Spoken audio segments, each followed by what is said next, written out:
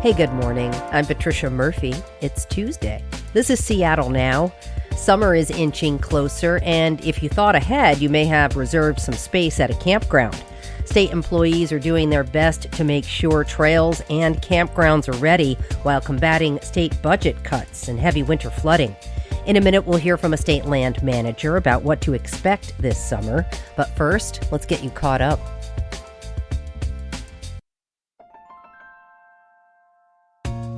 Washington's Department of Children, Youth, and Families is facing a class action lawsuit. It alleges the agency failed to help young immigrants under state care pursue so-called special immigrant juvenile status. That's a federal pathway to legal residency for abused or neglected minors. The legal action was filed on behalf of two young women from Guatemala who live in King County. They allege the agency didn't inform them of their eligibility, according to the Seattle Times. The agency disputes the claims. New parking rates took effect this week in Seattle as part of the city's seasonal adjustments. They'll increase by 50 cents an hour at certain times of the day in Ballard, Belltown, Capitol Hill, and Pioneer Square. They'll decrease in Lower Queen Anne and along parts of Westlake Avenue North. Most rates will stay the same. City officials say the goal is to have a few parking spaces available at any given time on each block. And another change coming to the city, drinking water refill stations have been installed in downtown as part of the city's preparation for World Cup events. There are 7 stations in Seattle, including on 3rd Avenue, Olive Way, and Occidental. Seattle Times reports the new stations are also meant to provide emergency access to water with more frequent heat waves impacting the Pacific Northwest. We're back with more headlines on tonight's episode of Seattle Now.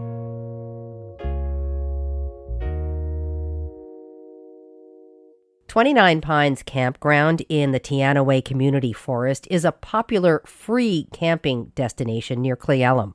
It's located at the North Fork of the Teanaway River, and anyone who camps there in the summer gets a chance to cool off in the water. I would date some of the infrastructure there into the 60s or 70s. And we have many families that tell us they, have a certain weekend of the summer where they come there every year. That's Larry Leach, who manages land for Washington's Department of Natural Resources. He says this year the campground won't be open until July after winter storms caused serious damage that started with some downed trees. As that wood moved around, it created some new log jams that created a new pretty significant river channel that kind of blasted through the 29 Pines camping area. Normally, DNR has more crews that can help clean up damaged campgrounds, but 29 Pines is the victim of a budget crunch. That camping area rarely misses our opening in April, but with the reductions in our budget statewide and not being able to bring on the Washington Conservation Corps crews really stretched our DNR staff pretty thin. The Washington Conservation Corps is a program for young adults ages 18 to 25 who work in support of DNR to get things ready in the spring and summer. As a result of the cuts, the Conservation Corps will be working on fewer projects throughout the state. DNR lost more than $500,000 in this year's state budget. The department says it's lost more than $8 million to cuts in less than 2 years.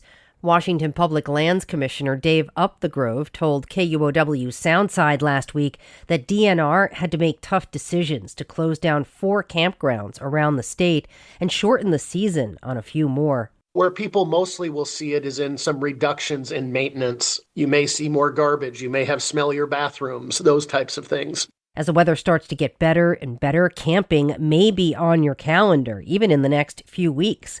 Larry Leach is here now to tell us what DNR is facing as crews work hard to rally before camping season gets into full swing, which is a tall task for his crew of just 7 field workers trying to power through. Larry, really appreciate you being here. Thank you. Sure thing. Not going to lie, Larry, you're making me a little anxious about my campsite bookings this summer, which are already like a contact sport in this state. You really have to work hard to get a campsite. How does this factor into the work you do, the demand? My staff worked very efficiently to get sites open after winter, because even in a normal winter, we'll have trees come down and different things. And then throughout the camping season, just keeping things clean, having toilet paper in the outhouses and dealing with vandalism and all those things that happen. I heard a statistic the other day that on average, DNR rec staff are welcoming 33,000 people per staff member when you look at the number of visitors divided by our staff. Wow. And you're dealing with budget cuts. Is this a trend or a one-off for your department there? Well, I think with all things state government, there's times when things are good and times when things are not so good. We have lost funding, which the funding for the Washington Conservation Corps hurts us particularly bad. That's such a great program. We've gotten a lot of great employees from that program. Having those crews is the amplifier for our staff. So that was a big hit. And looking forward, the projections are that some of the funding we get from gas tax may be going down. So we're bracing ourselves for the future. With gas prices the way they are, I don't imagine we'll see a sudden windfall of new gas purchases.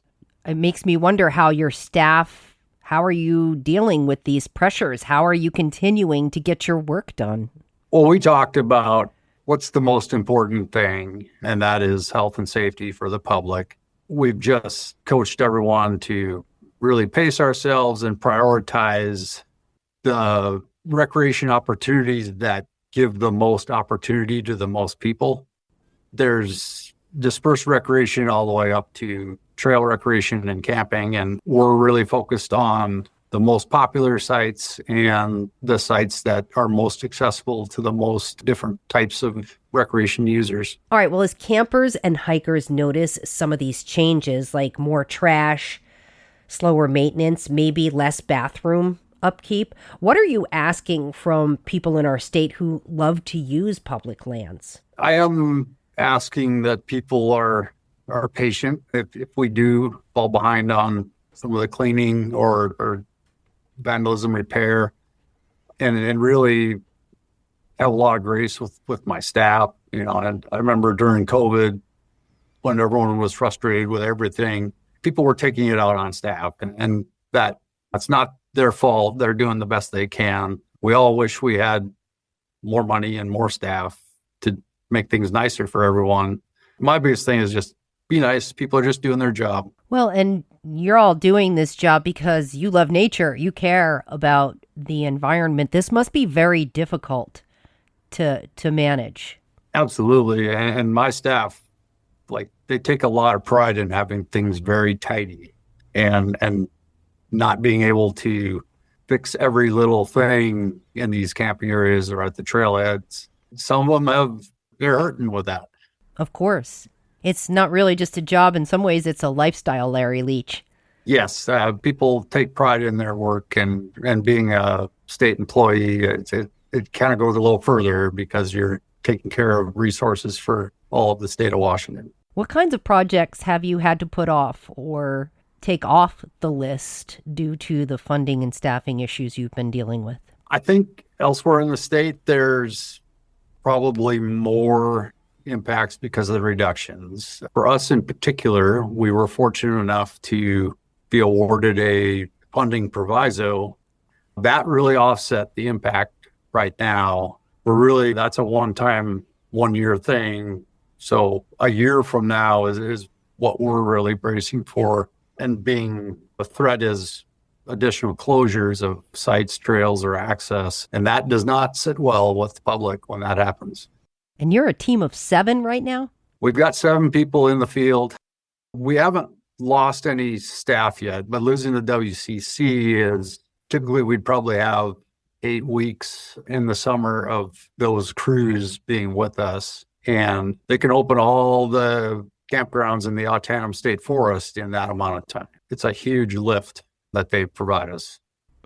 Okay, that's important perspective. We talked a little bit about how maybe the public can help out your staff by being kind and patient. Anything else that you think is important that people remember when they're recreating this summer? We see people from time to time when they show up to camp, they have a little cleaning kit and they go into the outhouse and they clean it up. And it's just picking up after yourself and thinking about how you're going to leave your your site or the trail for the next person that comes through. That's huge and really appreciated when that happens. All right. Take care of your stuff. Take care of your stuff. All right. One more question before I let you go, Larry. What will success look like for you at the end of this year's camping season? I think the public having safe places to recreate, enjoying the lands that we manage. That's what gives our folks motivation is people come to where they work to have fun.